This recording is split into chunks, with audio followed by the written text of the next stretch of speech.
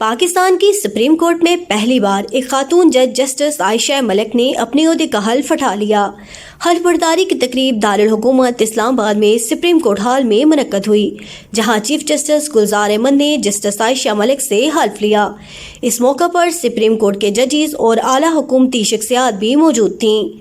Judicial commission of Pakistan کی طرف سے جسٹس عائشہ ملک کی سپریم کورٹ میں تعیناتی کی سفارش کے بعد پارلیمانی کمیٹی کی جانب سے گزشتہ دنوں اس کی منظوری دی گئی تھی۔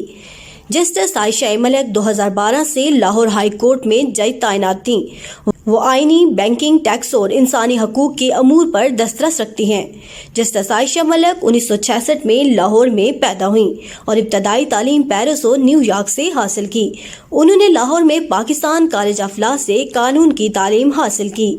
سپریم کورٹ کا جج مقرر ہونے کے بعد جسٹس عائشہ ملک کی مدت ملازمت میں 3 برس کی توسیع ہو جائے گی، جس کے بعد وہ 2 جون 2028 کو ریٹائر ہونے کے بجائے 2031 میں ریٹائر ہوں گی۔ اس توسیع سے سپریم کورٹ کی نئی جج جسٹس عائشہ ملک اپنی ریٹائرمنٹ سے 1 سال پہلے چیف جسٹس آف پاکستان بن سکتی ہیں، جو کہ پاکستان کے لیے ایک منفرد احساس ہوگا۔ فائزہ گیلانی، کنٹری نیوز، اسلام آباد۔